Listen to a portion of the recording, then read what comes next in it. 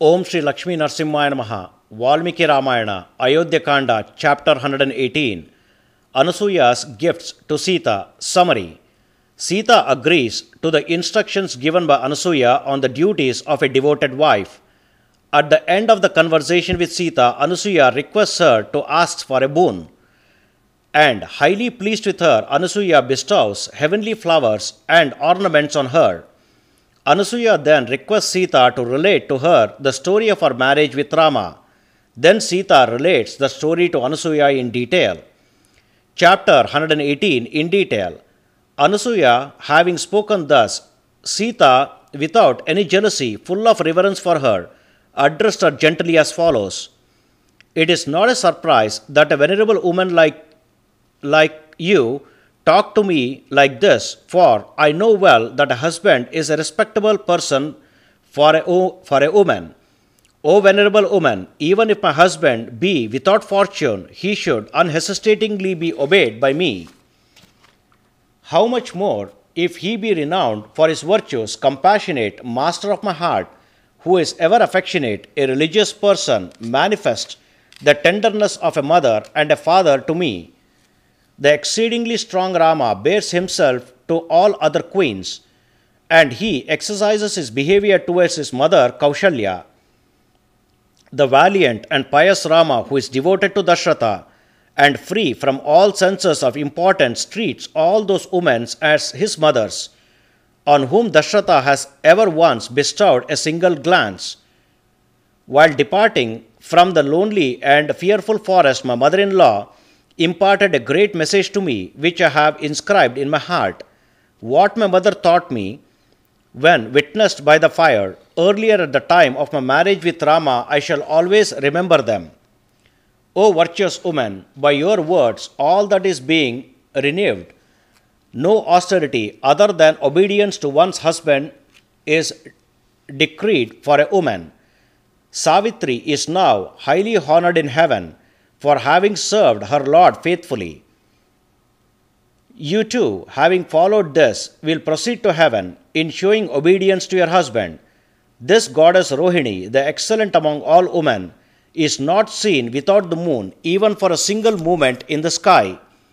Such excellent women, devoted to their husband and by their meritorious deeds, are highly honored in heaven. Hearing the words of Sita, Anasuya was very much pleased, kissed on Sita's forehead, and spoke delightfully as follows.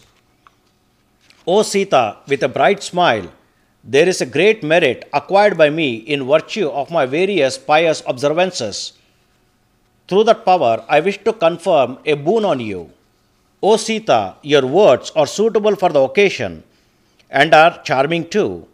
I am satisfied. Tell me what good I may do for you. Hearing those words of Anasuya, Sita was surprised and with a gentle smile spoke to her, who was richly endowed with the power of ascetics, saying, Everything stands fulfilled by your grace. Thus spoken by Sita, the pious-minded Anasuya became more delighted and said, O Sita, alas, I will create a great joy for you, which will be to your advantage. O Sita, the daughter of Videha kingdom, here are divine gifts, a garland, apparel, jewels, a scented cosmetic, a rare body cream. These are all given by me to adorn your limbs. They will be ever worthy of yours and will remain intact even after constant use. O Sita, your body anointed with these heavenly cosmetics will cause your husband to look beautiful as Lakshmi, the goddess of fortune and beauty, does the imperishable Vishnu, the Lord of preservation. Sita accepted the apparel, the scented cosmetic, the jewel, and the garland as unsurpassed gifts of love. Having accepted those gifts of love, the illustrious Sita with joined palm sat near the female ascetic. To inquire about a lovely tale of once upon a time, Anasuya, who was firm in austerity, started asking the following words to Sita, who was sitting near her in that manner. O Sita, it is so said that you were won by the illustrious Rama through a process of your self-choosing, that is Swayamvara. This report has reached my ear. O Sita, I wish to hear the narrative in detail. Hence tell me the tale in full as you experienced it. Then Sita obediently answered, saying, Hear me, and began to truly narrate the tale of Swayamvara to that virtuous woman Anasuya. A king of Mithila kingdom named Janaka, who was valiant and a knower of righteousness, was devoted to the duty of his warrior class, and was ruling the earth in a fitting manner. When he was furrowing a territory of land, holding a plough in his hand, it is so said that I came forth, splitting up the land as a daughter of that king. The king Janaka, who was absorbed in scattering handful of seeds, was surprised to see me, with all my limbs covered with dust.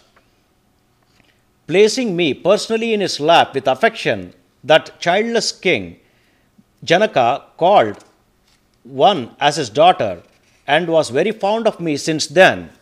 It is said that voice resembling that of a human being in the air above me rang out, saying, O king, let it be so. The divine child without a match is a daughter to you rightly.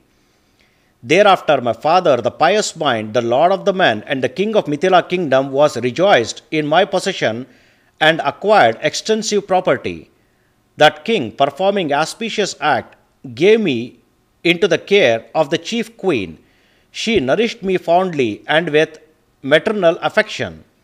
Seeing my age to be such when the union with a husband can be easily had, my father fell a prey to anxiety like an indigent man, feeling miserable by the loss of all his possessions. Even though the father of an unmarried girl, be like Indra himself on earth, suffers indignity in the world from the suitor's men, no matter whether they are equal or inferior to him. Pursuing that ill treatment, threatening him at no distant date, the king Janaka was plunged into an ocean of anxiety and did not reach its end any more than a man without a bark without reach the end of a sea. Knowing me to be the one not emerged from a mother's womb, the king, after a deep reflection, was unable to find a suitable and worthy husband for me. After reflecting thus deeply, the thought came to him, I shall inaugurate a Swayamvar, a process of self-choosing marriage for my daughter. In ancient days, Janaka received with affection from Varuna, the rain god, an excellent bow with 2 quivers that should never lack arrows. That bow was so heavy in weight that no man could lift it up, nor were any of the kings able to bend it even in their dreams. My truthful father called all the princes first and informed them in a meeting about the bow to be lifted. Whoever is able to lift up and string the bow, I will bestow my daughter in marriage on him. There is no doubt about it. Seeing that excellent bow, resembling a mountain in weight, and being unable to lift it up, the princess offered salvation to it and went away. After a long time, this Rama, born in Raghu's dynasty with a great splendor, possessing a true valor, along with his brother Lakshmana, together with the sage Vishwamitra, came to witness a sacrifice. The pious-souled Vishwamitra, having been received well by my father, said to my father as follows, These 2 boys, the son of Dasharatha, wish to see the bow. Show that bow, coming from gods, to Rama the prince. Hearing the words of Vishwamitra, Janaka caused the bow to be brought here. The mighty and the valiant Rama bent that bow merely with an instant and immediately stringed the bow with the bow cord and drew the bow to the full. While Rama was drawing the bow to the full, the bow was broken into 2 in the middle due to the resultant jerk. The terrific sound then created was like that of a falling thunderbolt. Then and there my father, true to his promise, decided to bestow me on Rama, offering him a jar of pure water. But Rama did not consent to accept my hand till the will of his father, the Lord and the king of Ayodhya, had been made known to him.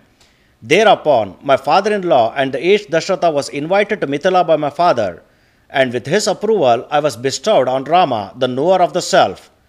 My younger sister Urmila, the virtuous lady of lovely looks, was given as a consort to Lakshmana by my father himself. I was given thus to Rama in that Swayamvara, a process of self-choosing marriage. I became devoted by my good works to my husband, who is excellent among men of strength, Thus completes 118th chapter of Ayodhya Kanda of the glorious Ramayana of Valmiki, the work of a sage and the oldest epic. Sri Moola Rama Vijayate. Om Sri Krishnarpanamastu.